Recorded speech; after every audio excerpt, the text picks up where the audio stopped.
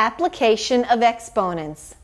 Let's look at some examples where we would have to use our exponents.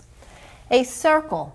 To find the area of a circle, our formula is pi r squared.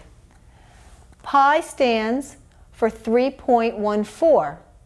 If your calculator has a pi button, it will have a longer number, 3.14, 159, 654, etc. That will give you a more accurate answer, but we're going to stick with 3.14 at this point because that's all we need. R stands for the radius of the circle. That's this part here, from the center to the circle itself. The exponent we know means to do the radius 2 times. So this really means 3.14 pi times the radius again.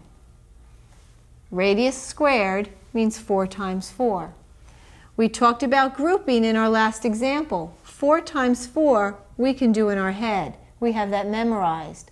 But let's go to the calculator now so we can do 3.14 times 16. 3.14 times 16 equals 50.24. Since this is labeled in inches, our 2 lines there mean inches, we would label our answer square inches. When we find area, our answers are always labeled in square units. We could also abbreviate writing out square inches by putting the 2 to the upper right of the word inches. So our answer for the area of the circle is 50.24 square inches. Let's look at the cube. A cube has 3 dimensions. To find the volume of a cube, which means how much would fill it up, we are going to take the side and cube it. There are 3 sides to a cube, and in a cube, all 3 sides always measure the same amount.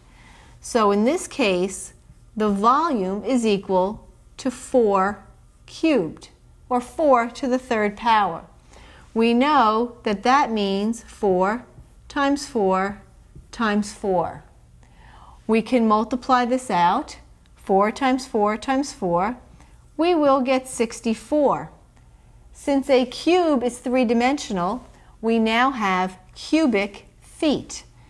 We can write out the words cubic feet, or we can write 64 feet and then put the 3 there, and it's read 64 cubic feet. One more example we have is the square. Now a square is the same both length and width. All 4 sides measure exactly the same, and here it's 3/4 of an inch.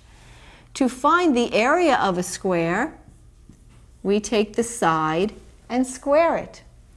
So in this case, we have to do 3/4 squared.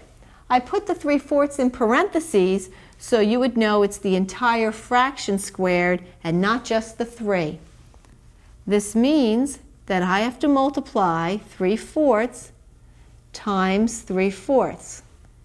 Remember, when we multiply fractions, we multiply the numerators, we multiply the denominators. In this case, our answer is 9/16. We have a 2-dimensional object, and we're in inches, so we label it square inches. So the area of our square is 9/16 square inches. As you can see, exponents are used in many different formulas.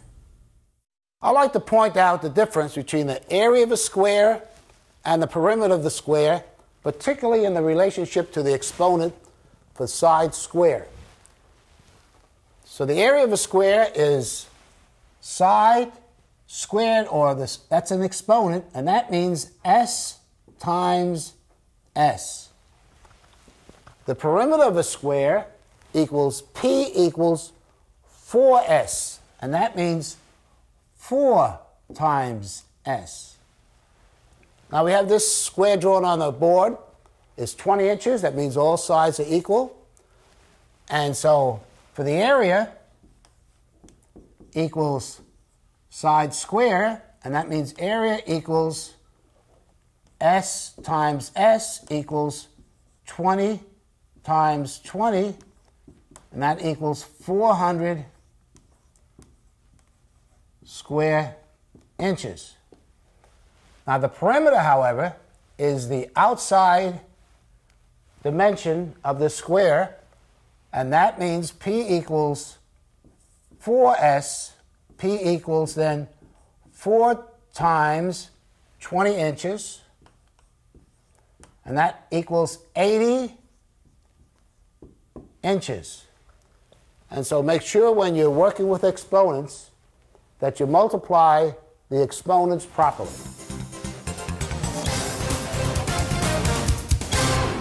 Sometimes on the fire ground we have to add multiple lines because the fire is starting to grow.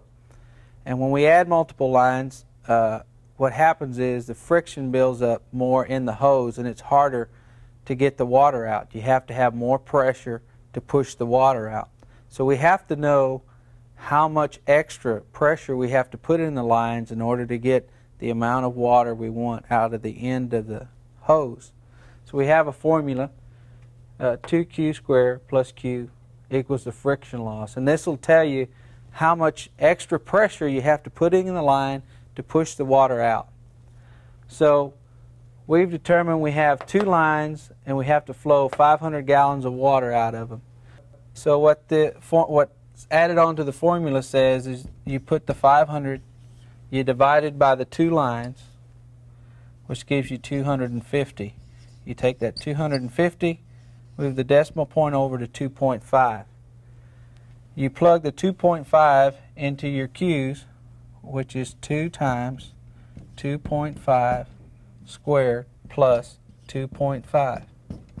And when you work the problem out, you'll see that it comes out to 15 psi.